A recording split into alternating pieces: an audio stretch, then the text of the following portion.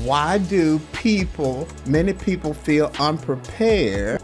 You can't be a leader if people are not following. If you've never done it, you're going to feel unprepared because we compare ourselves with somebody else that's leading, and we do ourselves a disservice. Sometimes I have a wrong perception that I have to have everything together. Everybody that's in a position of leadership is not a leader. Where people know everything about everything, that is not a leader, that is a pretender. People got healed, people got saved, the marriage got restored, but I know I didn't do it.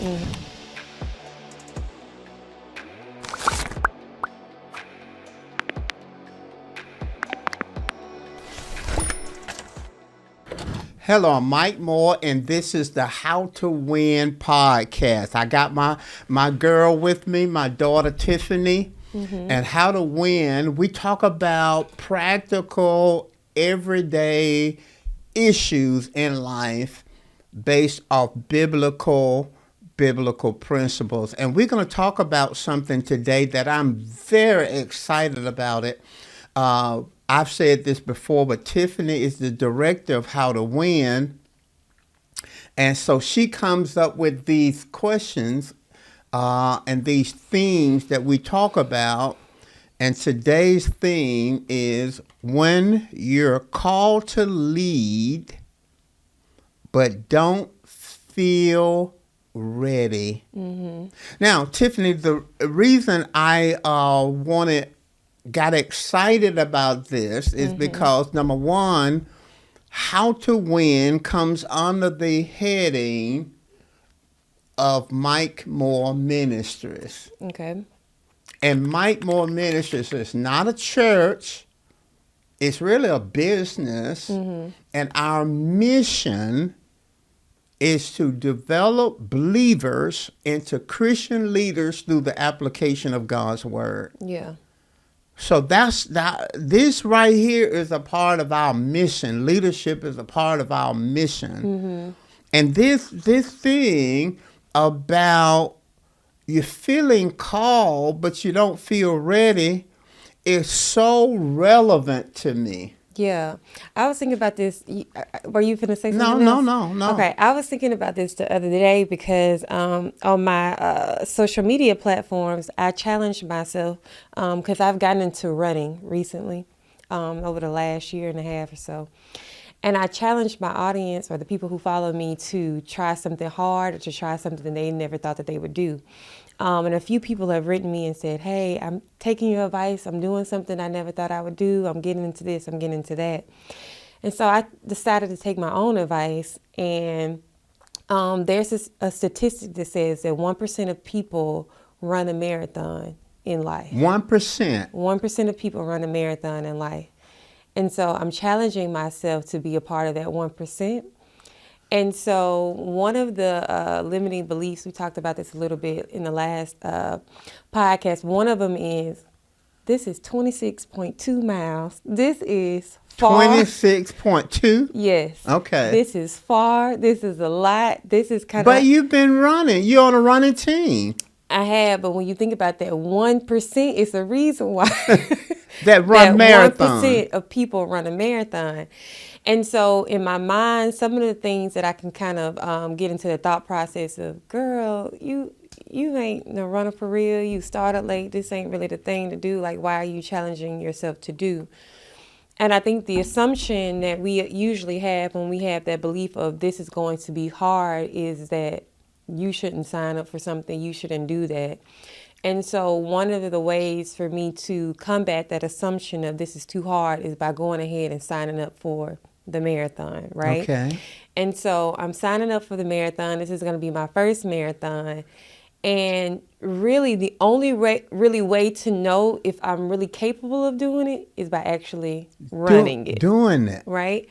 And so I'm preparing. I know it's going to be a process because when you get into marathon training, you have to wake up early in the morning because when you get into that 15, 16, 18 mile range, it takes you about 2 to 3 hours to get those miles in. So I'm having to prepare myself to train differently, eat differently, do things differently, and it's outside of my comfort zone. But in order for me to do something or to be a leader in this area of running, I have to get outside of that area of being comfortable and doing something that is hard. So the question for you that I was just So kind of... you're going to ask me a question. I'm going to ask you a question. Okay. The question that I have for you is, why is there such an uncertainty, or why do people feel so uncertain when they have been placed into this area of leadership? Because it's not, when we thinking about it, like when I first was thinking about it, I was like, oh girl, you could do this marathon, you could do this. But then it's like when you sign up and you're now in this moment of having to do what you said, or when people are put into this area of leadership, now the uncertainty comes. Why do you think that usually happens? Well, the answer is because people feel unprepared. Yeah. Okay, and that's one of the major questions. Why do many people feel unprepared? Mm-hmm. Well, go to your illustration of running the marathon. Mm-hmm. You felt like it was something you should do. Right. Right? Right. Okay. But you felt unprepared. Right. To do it. Mm-hmm. Well, that's why people struggle with leading mm-hmm. or taking a leadership position mm-hmm. is because they feel unprepared. Mm-hmm. So why do people that feel called deal with feeling unprepared? And it's going to hit some of the things that you said. Mm-hmm. Well, sometimes we have a wrong perception mm-hmm. or a false perception. Mm-hmm. Okay, I'm going to get to what you said about you. When I first got called to be a pastor, mm-hmm. church asked me to pastor the church, pray about pastoring this first church. Mm-hmm. I didn't feel prepared to do that. Mm. And much of the time, it's a false or wrong perception. You felt like you was a leader. You just didn't feel like you was prepared. No, I didn't feel like a leader. Oh, okay. Because see, think about it. The word leader implies leading, mm-hmm. which implies people are following. You can't be a leader if people are not following. Right. Okay.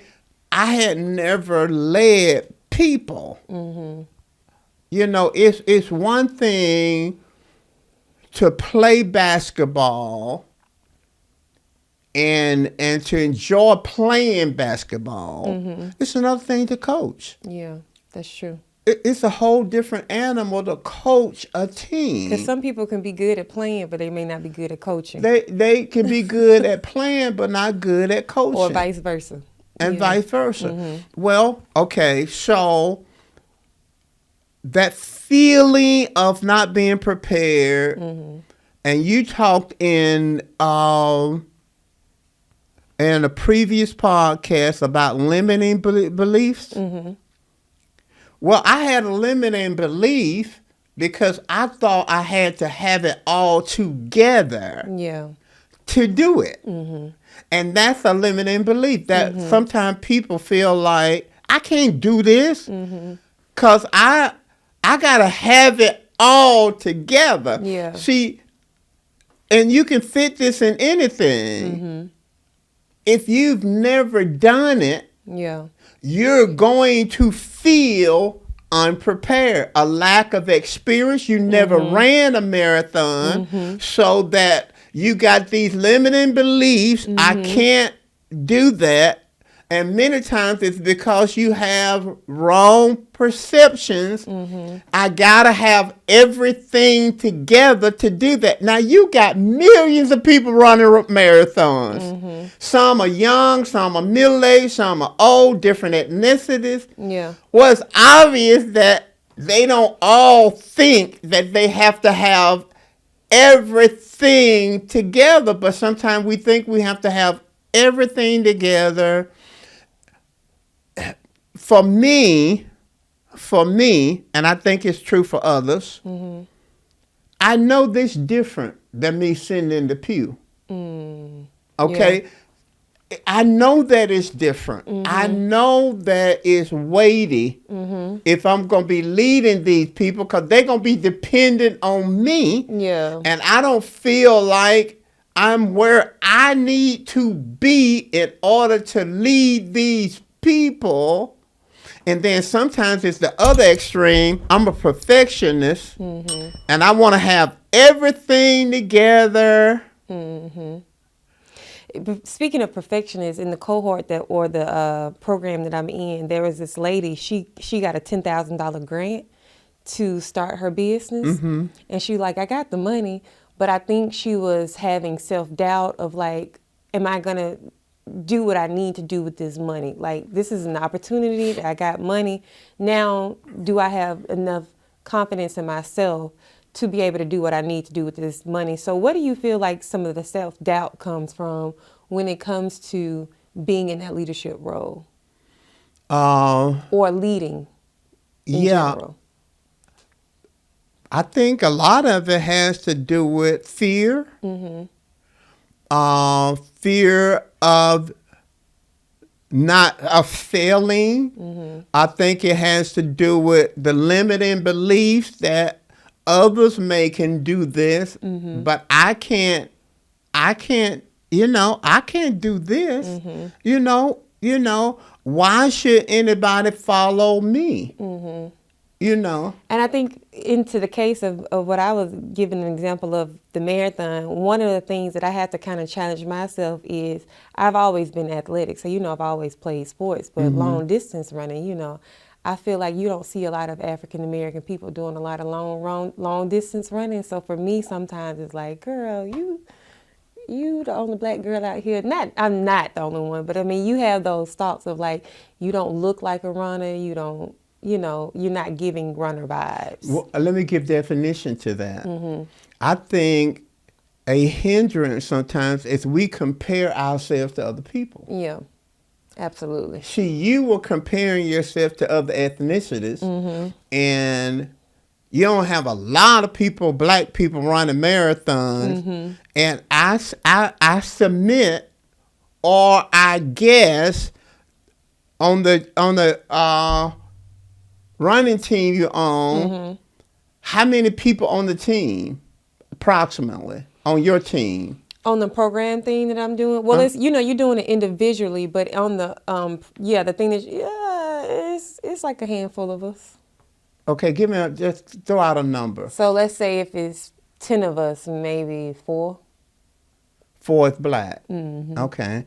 And so you're going to be in the minority. And so you tend to compare yourself with what a marathon person looks like. And so a lot of times we doubt ourselves because we compare ourselves with somebody else that's leading. Right.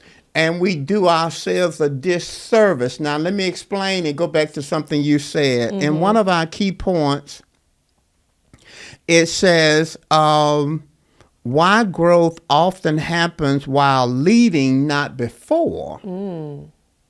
Why does growth, think about that. Why does growth as a leader happens while leading and not before you lead?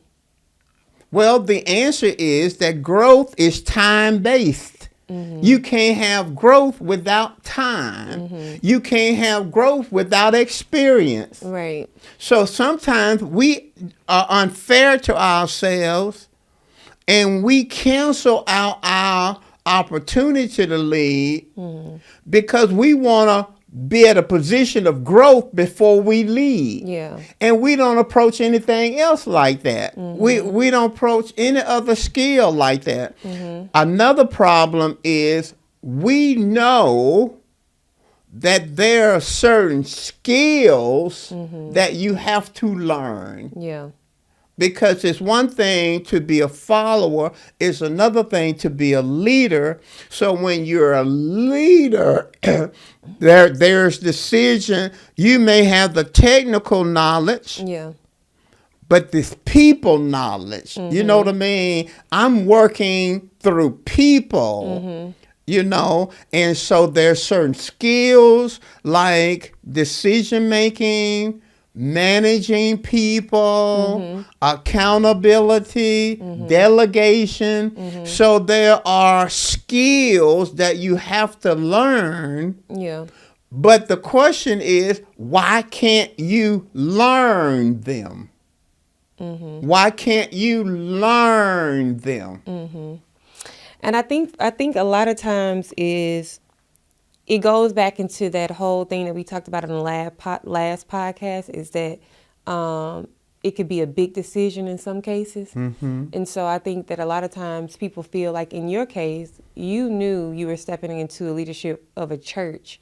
And it wasn't just a thing that impacted you, but it also impacted their lives, like their souls and different things like that. Right. And so I think that heaviness, that weight of it, a lot of times make people feel like they don't know if they're necessarily called And to do so it. let's look at let's this area of feeling unprepared when they step into leadership. Let's look at it. Sometimes I have a wrong perception that I have to have everything together. Yeah. Sometimes it's a lack of experience. There's going to be some uncertainty if you've never done it. Yeah. Let's say you promoted on your job, but you've never done it. Then there may be challenges with perceptions of others. Let's say you were a peer, you were on the team, now you're leading the team. There's going to be some challenges there. But there's another statement that we had, an introductory statement, the gap between calling and confidence. There's a gap. Okay, let's look at that gap. Let's use different words, though. Calling, kind of a spiritual word. Okay. Let's keep it, though. Yeah. And let's say promotion. Because you may not feel a calling, Yeah. but you get promoted on your job. Yeah. You get promoted. You don't feel prepared. Yeah. Okay. There is some external recognition from somebody. Maybe it's the CEO, the exec team, or whatever, the manager or whatever. There's someone that makes a decision to promote you. Okay. We could call that a calling. We could call it a promotion. That's not confidence. Okay. That's not confidence. All that is a promotion. Yeah. Okay. You've got to do it to develop confidence. As you do it, you move from the external, somebody external selected you. Now you move to internal belief. You believe that you can. You believe it after doing it a while. Then you believe that's confidence. But that's not competence. Yeah. See, that's time. There's a gap there. Over here is growth and competence. You're competent in the role, but you don't start out with that. And you have to understand you don't start out with that, and you have to give yourself time to go from the promotion to the confidence to the competence. Yeah. So shout out to your book, The Big Pivot, because you talk about a lot of this in your being Right. a wimpy leader, from going from being a wimpy leader to a courageous leader. And then you also talked about, I forgot, it was another part. But let's talk about the confidence and the humility part, because I think sometimes those lines can be blurred. There is nothing that irritates me or irks me more than when I see a person who is confident, but you can tell they don't know what they're doing. And I feel like there's a difference. I can appreciate a person who is a little bit more humble to be like, hey, you guys, in certain cases, I feel like you should let your team know. In some cases, you may not. But I think there is something about being humble enough to say, hey, I'm growing, I'm learning. I don't have all of the answers to everything, but stick with me because we're gonna kind of get there. Versus a person, I don't know if you've ever experienced this, but I've been under leaders who they think they know everything, and we know they don't know nothing that they doing, and they're coming off like they know everything. Do you get what I'm saying? How does a person now balance the humility part of it versus being too confident? Well, let me share some with you. Everybody that's in a position of leadership is not a leader. We'll let that sink in for a moment. Every person that has the title that's in a position of leadership is not a leader. Because a true leader moves people and motivates people and work through people. Yeah. Okay? So humility, really, when you got a humble leader, that's a teachable. You can't separate humility from teachable. So that a humble leader is a leader that really is a learner. So think about it. I don't care how competent you are. Let's say you got a degree, you got a PhD, you're a doctor, or let's say you're an expert in your field. You got all the medical criteria and qualifications, and you just that. You are a expert. That doesn't mean you're a great leader. Yeah. That just means you have an expertise in a field. Yeah. So humility is I've got to learn something about the people that I'm leading. If I go into the setting and I know everything about you, I've never met you, I've never had a conversation with you, I know everything about you, that's not a true leader. Because I've got to know something about the people that I'm leading. And then really think about it. Leadership is leading through people. Well, delegation. How can I delegate if I don't know nothing about you? I'm not listening to you. I don't have no concept of what your skills are, your capacities are, or whatever. So on the front side, the leader may have the expertise, but the leader begins out by learning and listening to the follower to be able to utilize the follower and position the follower in a place in order for them to bring the greatest value to the team. Yeah. So if a person is proud, and I see it all the time. I see it all the time. Yeah. And I won't go there, but I see it all the time where people know everything about everything. That is not a leader. That is a pretender. Yeah. And see, when you lack humility, you have to pretend to know everything about every issue.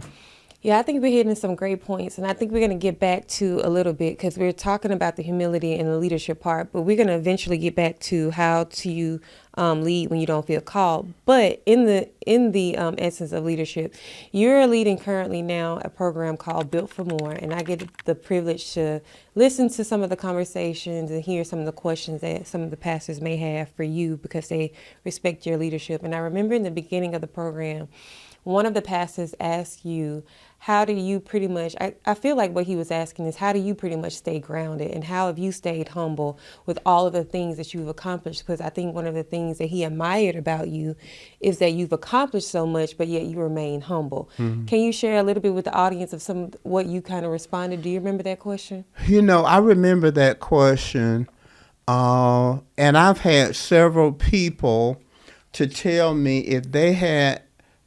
if some people have accomplished what they feel I have accomplished, they wouldn't be humble about it. Okay. Well, I understand humility. And this is what I was trying to explain to them. I understand humility when I'm looking at it. I don't fully understand it when I'm walking in it. Okay. I don't walk around thinking I'm a humble person. Yeah. You know what I mean? Now, I can see humility, but when I'm walking in it, I don't necessarily know I'm walking in it. I think I call it, and this is what I told the pastor, I don't call it humility, although it may be. I call it honesty. Okay? We're talking about you're called to lead, but you don't feel ready. Okay? That's where I was. I was called to pastor and called to do this, but I didn't feel prepared. I didn't feel ready. I hadn't gone to Bible school. I hadn't gone to seminary, but God was calling me, and he promised that he would teach me. So it's like this. If I'm doing something, but I don't know how to do it, and I'm asking God to help me to do it, and he either download the wisdom in my mind or in my spirit, or he bring people to help me to do what I don't know how to do, and it becomes successful, then it's dishonest to say, I was responsible for this and I did this when I know I didn't know how to do it. Yeah. So to me, it's not the things, the 100 acres of land, the $16 million, this $26 million all paid for. I didn't have $26 million. I didn't have 16 million. I didn't have that. I didn't know how to do all those different things that the ministry ended up doing. I had people to help me do that.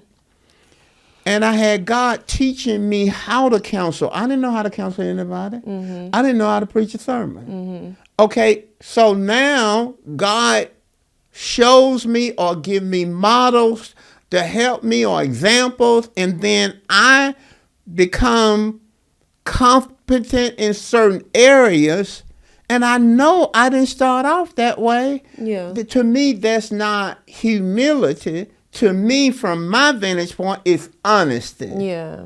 And so what people see is humility, but what I feel is that I'm just being honest, to walk around and think, I did this, I did that, I built this, these people got saved. I hadn't saved anybody. Yeah. I hadn't healed anybody. I hadn't delivered nobody. Yeah. Yet people got healed, people got saved, the marriage got restored, but I know I didn't do it. Now, I was a player in it. I was a mouthpiece in it. I was a steward in it, but it was God's power that did it. Yeah. It was God's power that drew the people. It was God's power that enabled me to minister. It was God's power for them to receive. It was God's power that delivered them. So what am I gonna be proud about?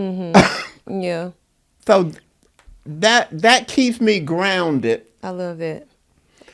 And I got pictures of where I've come from. I got pictures that show me my past. Yeah.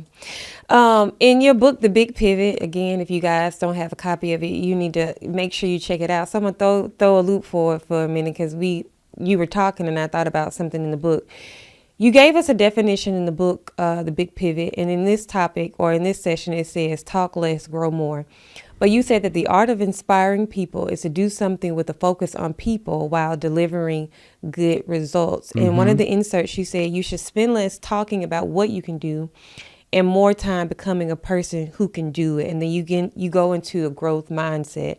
And you said that if you're a business leader, you must grow for your business in order for you to flourish. If you're a team leader, you want your team to grow, you must grow also. So can you talk us more, because we've talked earlier about how you won't grow until you get into the leadership role. So now we have the mindset of, okay, you got to step out of the fear, the comfort zone when you get into a leadership position, because God can put you in a position before you feel like before you feel ready enough to do it. Can you talk a little bit about the importance of having a growth mindset? Okay. And then can I come back and talk about a little bit about, well, you just said it. Mm-hmm. You said that you can be put in a position that you don't feel ready for. Yeah. Right? Mm-hmm. Okay, let's talk about that. Okay. And then now we're in the position. Okay. And having a growth mindset. Okay. Well, why would God put you in a position that you don't feel ready for? Mm-hmm. You don't feel ready for. Yeah. Well, maybe there's just a need, and somebody got to do it. Yeah. Sometimes we're in positions that we don't feel ready for because there is a need, and God points out that need. Mm-hmm. And don't just think ministry. Think secular, on your job, in your community, in your business. Sometimes God calls us to lead because there is a need. Yeah. Okay. Sometimes people calls us and promotes us because they see that we have the potential to be this. Mm-hmm. Now, we may not be ready. Yeah.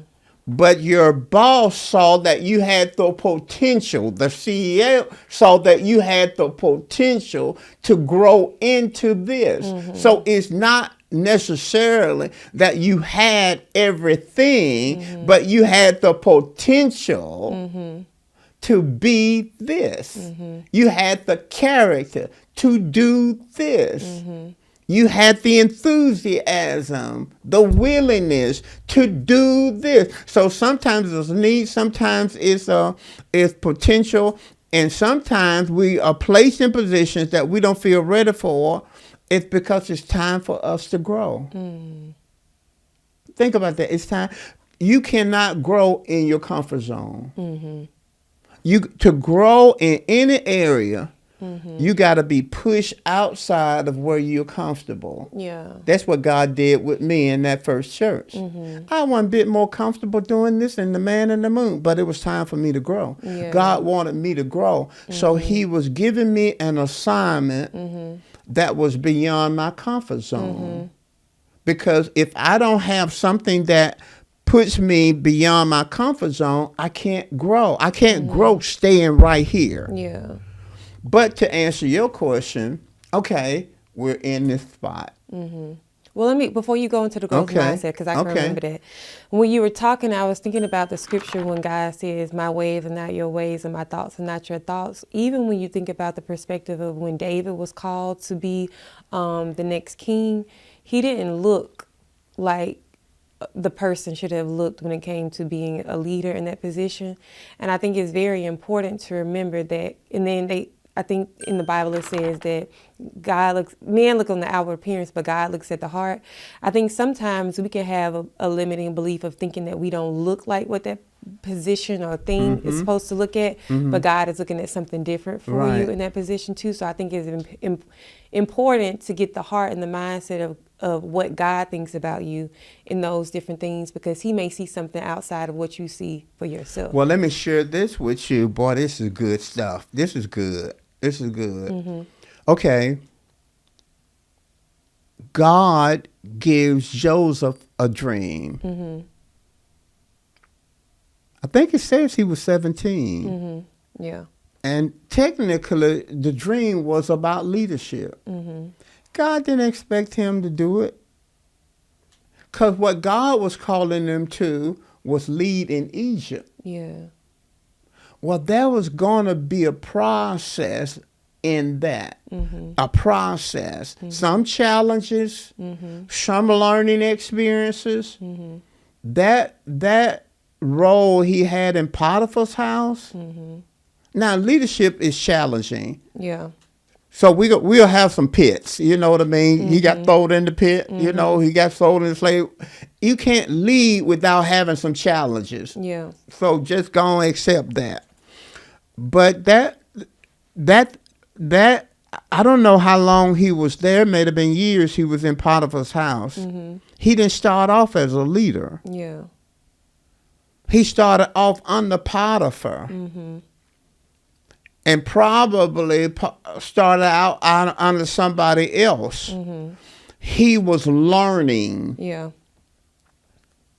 So the process to full mature leadership, there's a learning place. Yeah. It may be a Bible school, maybe a seminary, it may be college, it may be a university.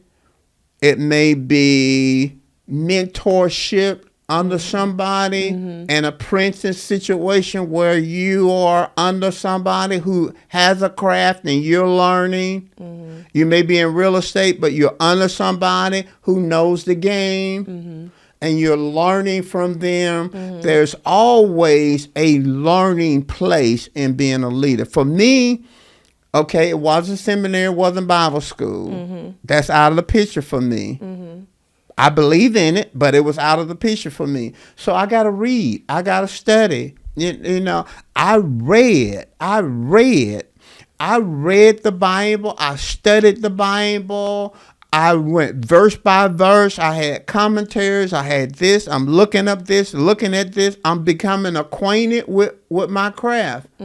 Well, whatever you're doing, you got to know what you're doing. You got to know that area. Yeah. If there's politics, you gotta learn something about it. You know what I mean? If it's the military, they ain't gonna put you in leadership until you learn something about that area. So there's a learning that you have to be open to. That's initial, but there's an ongoing learning, because I went from studying the Bible to understanding leadership. Now I got to learn about leadership, and I got all these John Maxwell books on leadership, and then I understand that it's business. So now I start reading business books and books that didn't have scriptures in them. And you know what I mean? Because I'm learning. So there is a learning that comes with leadership.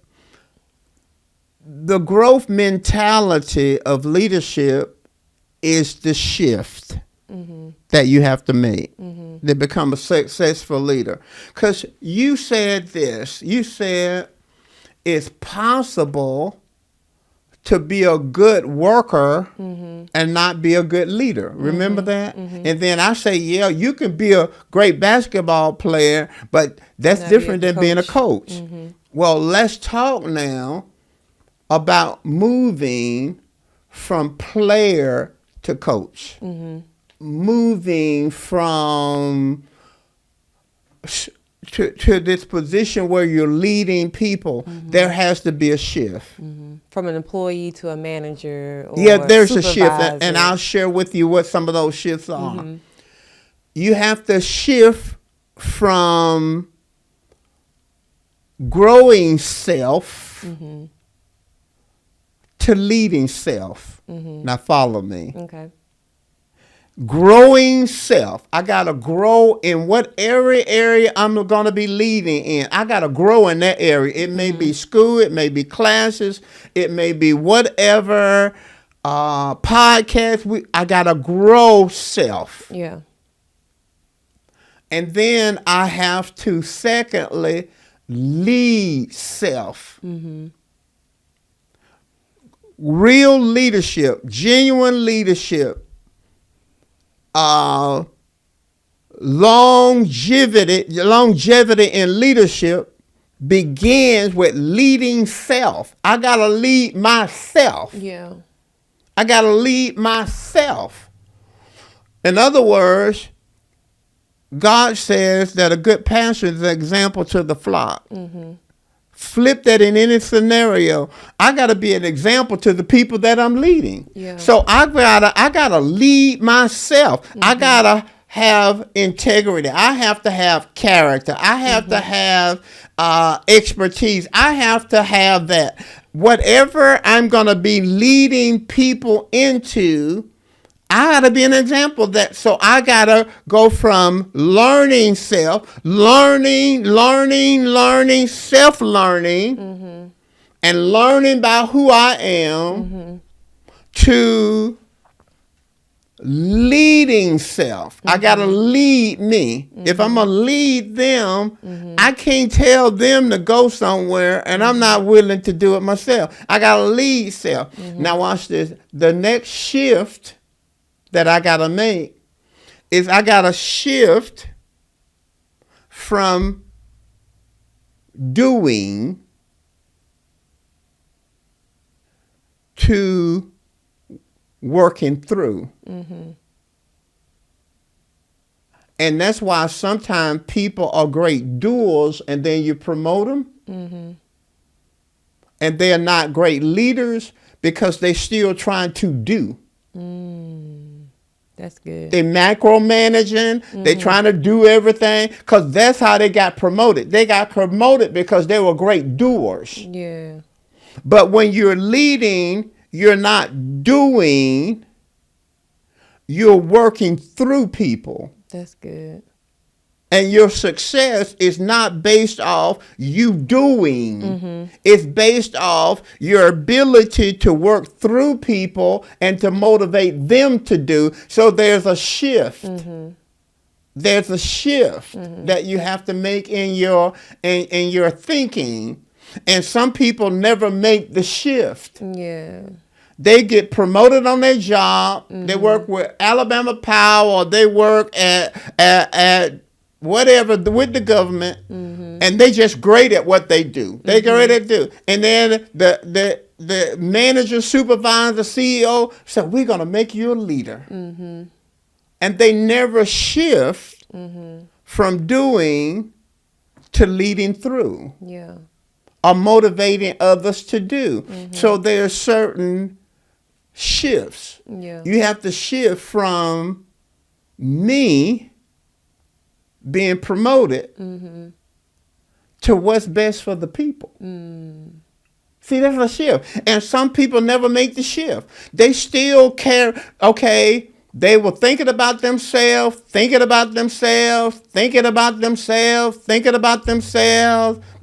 best that they could be, and they got promoted. Well, they got to shift now to not just you being good. You got to shift to people. What's good for the people? What blesses the people? How can I grow the people? How can I cause them to win? How can I cause value to them? How can I help them reach their potential? Well, some leaders never make the shift. They never make the shift. They still thinking about them and them and them. That's so good. I'm thinking about, to switch it a little bit, I'm thinking about you talking about making a shift. And as you were talking, I was thinking about Joseph.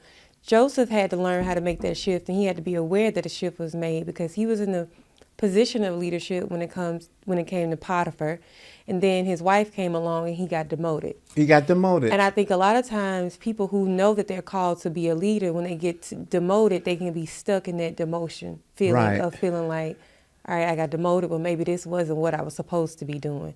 But I feel like with Joseph, he had this shift, and I think that's, you know, a lot of it too, everything all works together for the good, because I'm pretty sure there were some things that Joseph learned in the prison system because he had to learn how to work in those systems, because in the prison systems, they're very strategic and strict about what you can and can't do. And I know for a fact that those things that he learned in the prison system, he brought it into his leadership when it came to operating a famine, because there are certain things that you have to make sure that you get right. Otherwise, people can suffer from the famine if you don't do it right. And so I think that the shift, that the powerful thing I liked about Joseph is he didn't let the demotion stop him from making a shift to being a leader and still learning to be a leader in that. And I think there are some people who could be watching it and they may have had a demotion, whether it be through outside circumstances, because sometimes you can get demoted and it has nothing to do with you, right? I remember when I was teaching, I got let go. I was about to go into my tenure, and the vice principal said, "I'm sorry this happened. I'm sorry you got caught up in all of this." And in my mind, I'm thinking, I thought I was just getting let go, but he said, "I'm sorry that you got caught up in all of this." So I knew it was something outside of me. However, in that though, that is what led me to go to Miami and propelled me to get more into the fitness world and do what I'm doing now. And so I think for some people in the audience who are listening, you may have had a demotion, there may have been a shift, but don't change that mindset of you still being a leader. It just may look different from what you thought it was going to look like. Well, that's so powerful, Tiffany, what you just brought up. He got demoted. Mm-hmm. Actually got fired. Mm-hmm. Think about it. He was running Potiphar's house. Yeah. Wife came in, tried to seduce him. Mm-hmm. When he would not yield to her seduction, mm-hmm. she lied on him. Mm-hmm. And Potiphar, who happens to be the husband, his ego gonna naturally, you mess around with my wife. I don't think he really believed it. Yeah. Because the Bible says when he recognized that God was with him. Mm-hmm. And he probably knew his wife too. Yeah. But as a man, as an ego, he got to do something. So mm-hmm. he gets fired, mm-hmm. thrown into prison, mm-hmm. and that's unfair. Right. He ended up running to prison though. Mm-hmm. But you brought up something that is so important, Tiffany. If leadership is a straight line, mm-hmm. I just go from promotion to promotion to promotion to promotion, mm-hmm. and there's no challenges there. Mm-hmm. That's unrealistic. Mm-hmm. There's nobody in the Bible, including Jesus, that didn't have challenges on the way. Right. So what you bring up is something that kept him grounded. Mm-hmm. in adversity. Yeah. Because sometimes people can thrive when everything is going well, mm-hmm. when they're experiencing the favor. Mm-hmm. But how do you respond when it's unfair? Yeah. How do you respond when you get fired? Mm-hmm. How do you respond when you think that you were done wrong? Mm-hmm. Now, most people lose mm-hmm. at that point. Most mm-hmm. people would have stayed in jail. Most people would have stayed in prison because they'd have been so full of hurt mm-hmm. and disappointment and pain and mm-hmm. the way they did it, the way they did this. Joseph has something, though, and I can't let us quit before we talk about that. Mm-hmm. Joseph had character mm-hmm. that was not people dependent. That's good. He had character. Mm-hmm. Now he had to grow because he talked too much as a teenager, mm-hmm. telling folk what God told him. Mm-hmm. He was very immature. Mm-hmm. But there was some growth as he walked through that adversity, got at Potiphar's house. There was some growth. Yeah. The Bible clearly says the Lord was with Joseph, and everything that Joseph did, God prospered it, and God blessed Potiphar's house because of Joseph. Mm-hmm. And so when Potiphar's wife tried to seduce him, mm-hmm. he resisted mm-hmm. to the point of running away. Mm-hmm. And he said something. He said to this girl, I bet she was fine too. Listen, Potiphar was a high-ranking Egyptian leader. He ain't have, listen, she was, hey, Miss Potiphar was fine. And she looking at Joseph, and the Bible says that he was handsome and good looking. Mm-hmm. She looking at them muscles, boy, she saying, I want some of that. And he said this, how can I do this mm-hmm. and sin against God? Now listen what he told her. He said, how can I do this and sin against God? This wicked thing would be against God. But then he says, my master put me over everything. So notice the gratitude and the honor of God. He said, I'm not going to do this against God. Yeah. He could have did it in secret, but he knew God was looking. But think about it. He honored Potiphar. He said, man, this man put me over everything except you. And that character has to be the foundation of the leadership. Outside of people. If you don't have the character, then you're going to get... Satan gonna either beat you by getting you to do something crazy, and I mean do something immoral or unlawful, or he gonna get you bitter. He wants you to get one of these things, because he can shut you down. If you do something unlawful or immoral, he can shut you down. Yeah. If he gets you bitter, you mad, you angry, they did you wrong, and that's just in you, and you're being motivated that they were wrong, and they did this, and they fired me, and they did this, you're going to stay in prison. Yeah. So let me, how much time we got? You keep going. But I might more. Yeah, you got it. I might more. Okay. Listen at this. One of our introductory statements, learning to lead with humility, courage, and dependency on God. That's what I want to leave you with. Now you keep us going, Tip, but I want you to learn to lead with humility. Humility keeps you teachable. Yeah. You got to always be teachable as a leader, but it keeps you from pretending. You don't have to pretend you got everything together. You don't have to act like you know it all. Then courage. You need courage. It helps you to move forward in uncertainty. Because we want things to be uncertain. But it takes courage to move when you don't have all the information and you're uncertain about the outcome.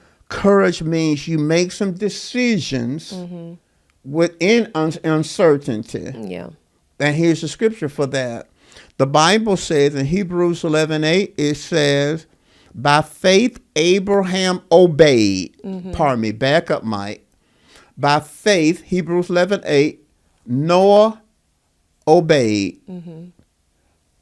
When he was called to go out to the place that he was going to receive an inheritance, and the Bible says he went out not knowing where he was going. He went out not knowing.